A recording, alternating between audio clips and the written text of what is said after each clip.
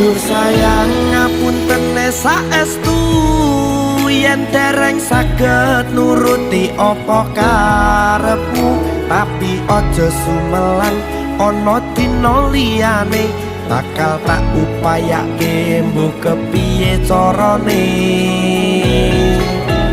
Tresnoku ora bakal luntur, sayangku ora bakal goyah senajan kahanane bubrah.